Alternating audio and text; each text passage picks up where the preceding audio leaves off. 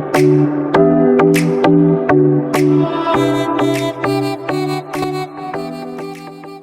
guys!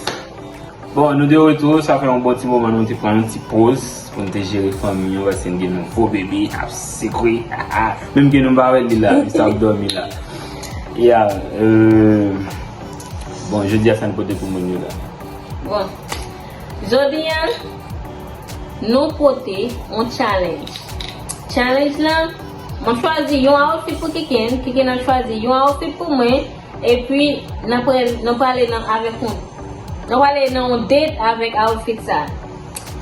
Et puis, n'a pas choisi 4 côtés. N'a fait un tirage. Yon nan côté nous prend yo et là-dedans nous parler avec nous parler dans l'état. Ok guys, m'pa konn ki rad li pran, m'pa konn ki rad me pran, sauf ki je choisis un bel outfit pour lui.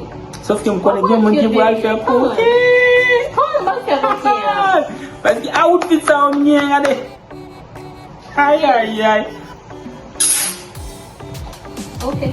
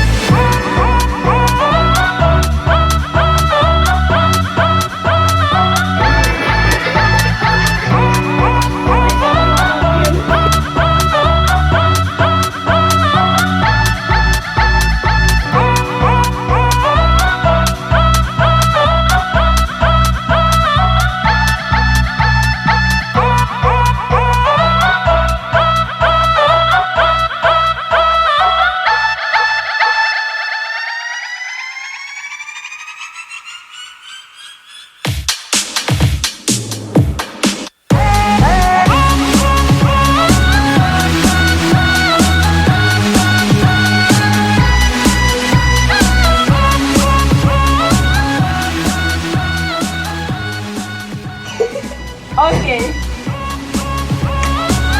Yes, Kiken, yes, okay. Pas nou kote moun nou.